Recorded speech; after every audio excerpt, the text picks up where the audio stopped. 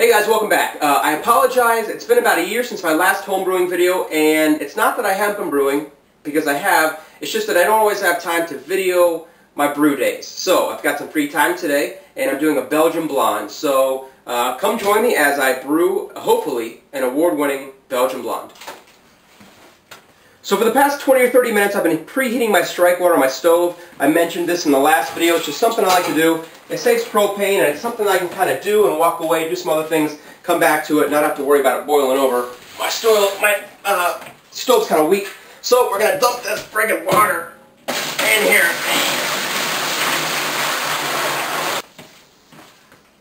That water's 180 degrees. We're going to wait for this to get down to about 164, 165, then we're going to add our grains in. So let's get crushing.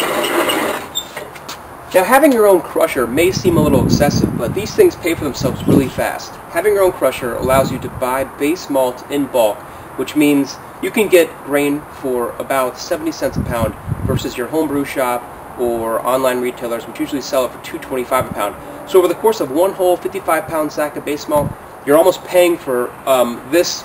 This is a barley crusher, but there's malt mills and there's some other items out there. They're real nice too. But again, buying one of these quickly pays for itself. So I don't know if I mentioned this, but we are doing 12 pounds of grain in this Belgian Blond. The majority of the recipe's pills. We're going to throw in some Munich malt for some malt complexity and some wheat malt for some head retention. That's about it. We're going to keep this pretty simple. Like I mentioned in the last video, I like to add my grains to my mash tun outside. It's a little more sanitary that way. Got a lot of grain particles floating around. You don't want those by your fermenter, by your yeast starter. We are going to look to mash at about 151, and we're going to go about 90 minutes. We're going to mash low and long, and we're looking for a high degree of attenuation. Again, this is a Belgian Blond. Alright, so our grains are added to our mash tun. And we are resting at about 150 to 149. We missed our temps by about 1 degree. Not a big deal because we're mashing for 90 minutes. And we want a high degree of attenuation, so missing by a point or two on the low end is certainly not a bad thing.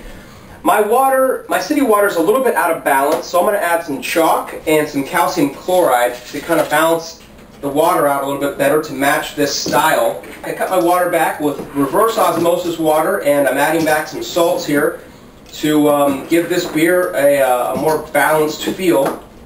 And we're going to let this sit for 90 minutes, and then we'll start our sparge. Alright guys, we have mashed for 90 minutes now, and we're going to start our Vorlauf now. Basically, this is just a recirculation of the wort out of the mash tun to get it to run clear. So you can see that that's pretty cloudy. So what we're going to do, let me show you this thing I made. This is just like a cooking tin, and this is what I use to pour the wort back into. And I don't know if you can see that, you got a bunch of little holes there, probably about 50 little holes.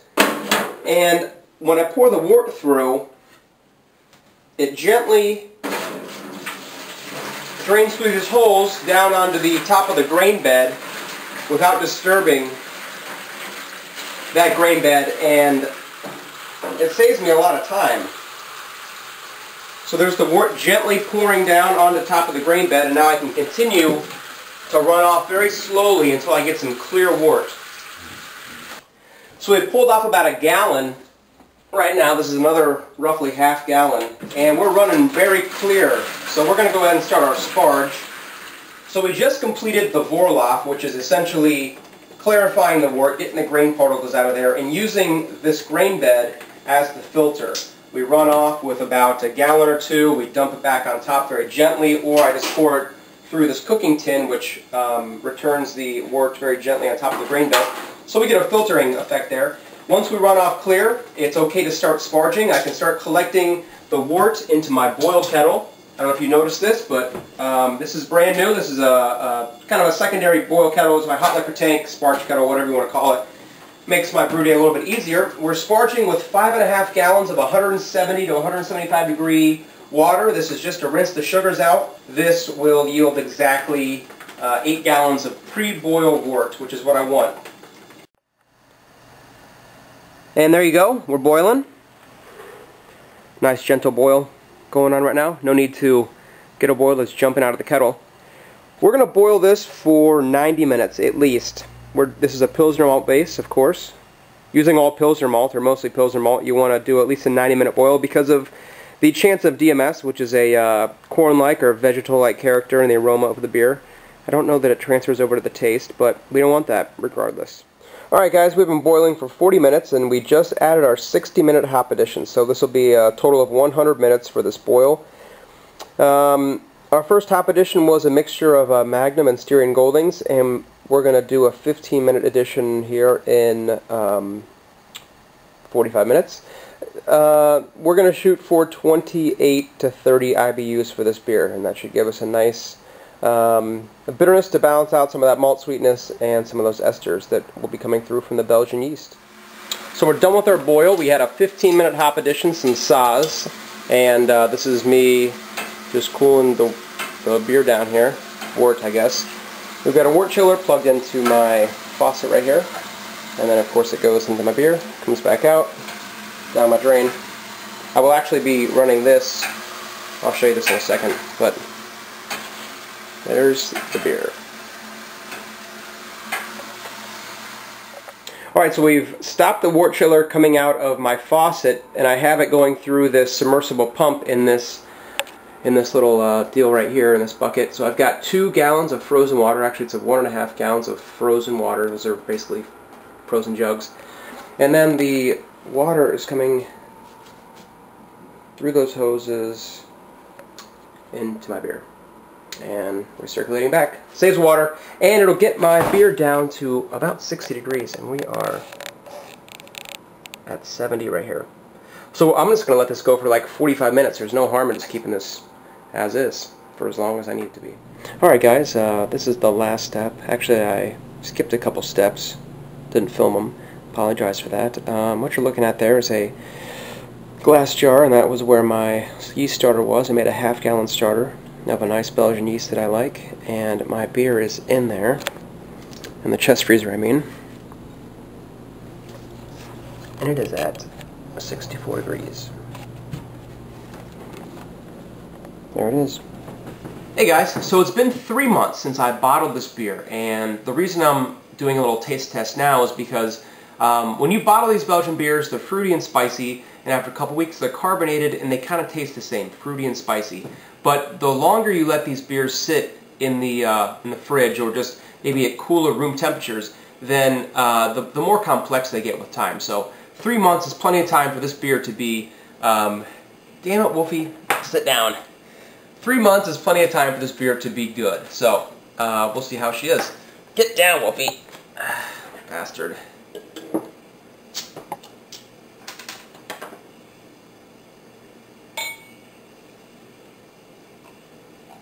Hold on here. This isn't the right beer. I didn't label it, and that's what I get for mixing them up. Hold on. This is a red ale from a couple years ago. Man, it doesn't smell like good. Hold on. Alright, I'm pretty sure this is a Belgian Blond, so let's find out.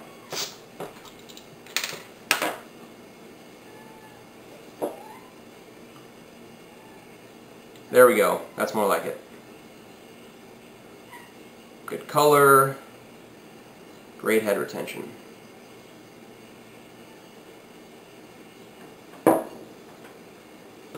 I like drinking these Belgians out of these tulip-shaped glasses because they kind of trap in the aromatics. There's something about having a nice Belgian beer in a pint glass which doesn't do the beer justice. So anytime you're drinking a nice Belgian beer, get a proper glass. That'd be my recommendation. This has a really nice Pilsner malt sweetness in the aroma. There's some spicy phenols and some esters. The spicy is like pepper and a little hint of clove. The esters are fruity. They're you got some light fruits, some dark fruits. Nice and complex. So really nice and complex beer. The yeast is just fantastic. I used one of the high gravity Trappist ale yeast, which is kind of a favorite of mine for this style. Smells fantastic. I mean, it smells, honestly, it smells like a commercial version of a Belgian beer. And I was actually hoping, one reason I was delaying doing a little review of this beer is because I was hoping it was going to win an award at NHC in that first round. Unfortunately, it didn't. It scored really well, but I had a Golden Strong place and move on to the second round. So for all you guys who have brewed a Belgian beer and are moving on to the second round, good luck to you. I will see you with my Golden Strong. Man, that smells awesome.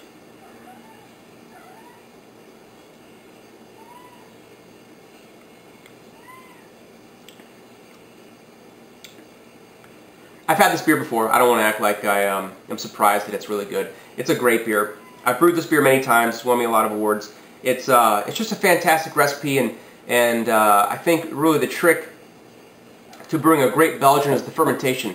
So I mentioned in the brewing video portion, the brewing section, that you should pitch your yeast below your planned fermentation temperature. So generically with these Belgian yeasts, I'll typically pitch around like 65, 66 degrees, and each day that goes by, I raise the fermentation temperature 1 degree. So, you know, typically these beers are done in a week, but I let them sit for a total of 2 weeks and then I bottle them. So, you know, let's just say 10 days go by, I pitch at 64.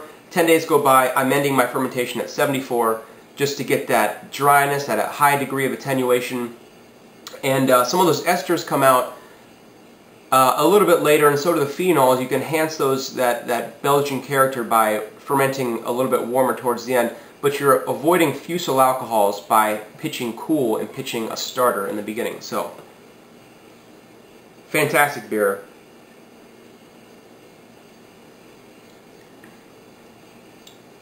It's more phenolic than it is estery, but it has this just light fruit kind of ester profile in there. The Pilsner malt comes through. There's a little bit of that wheaty, the wheatiness from the wheat malt that I put in there.